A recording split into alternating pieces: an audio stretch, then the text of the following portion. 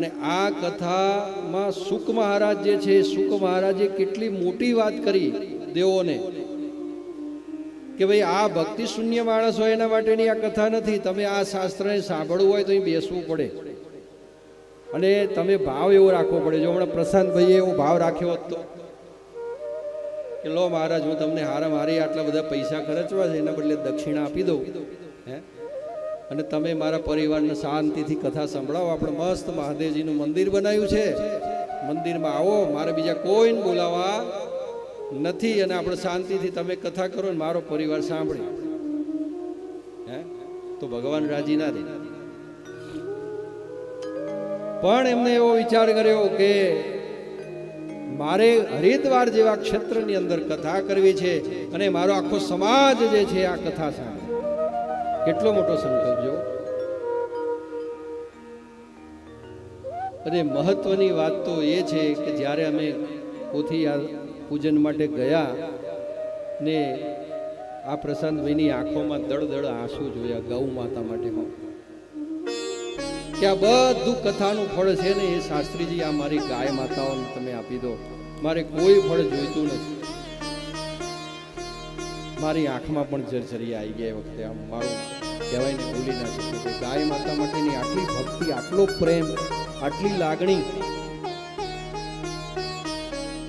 પોતાના સંતાનો માટે જે વાત્સલ્ય બતાવાય એટલું વાત્સલ્ય જે છે આ ભક્તએ આજે ગાય માતા માટે બતાવ્યું છે.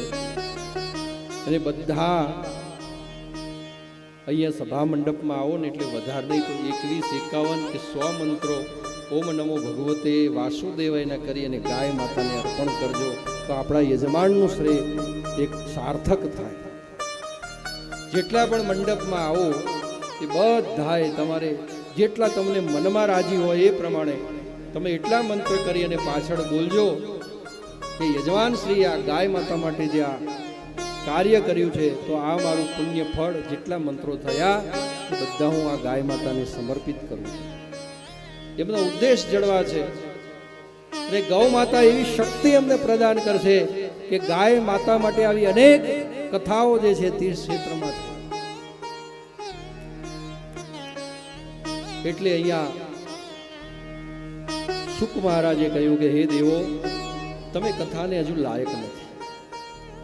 તમે ભૌતિકવાદી છો, સ્વર્ગના સુખ ભોગવો છો, અનેક પ્રકારનો ભૌતિક સુખો ભોગવો છો. તમે કથા શું છે એ તમે જાણી શકો નહીં.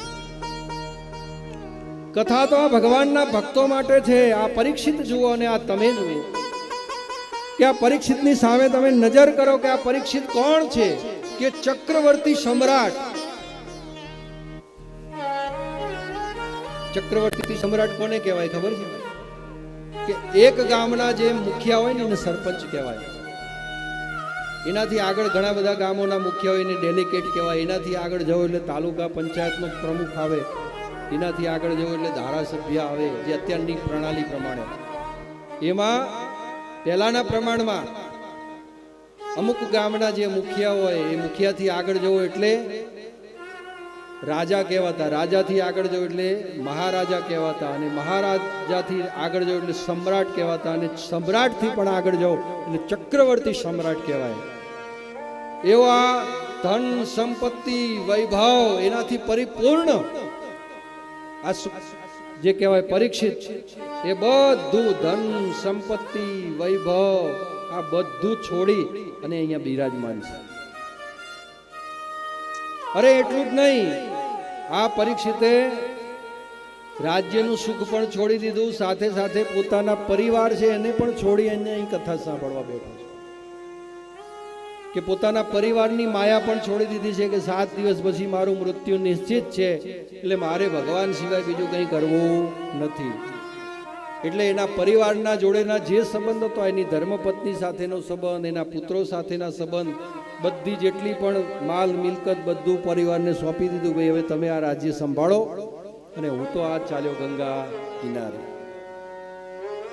અને એવી રીતે પરીક્ષિત જે છે બધું છોડીને અહીંયા ગંગા કિનારે આવ્યા છે.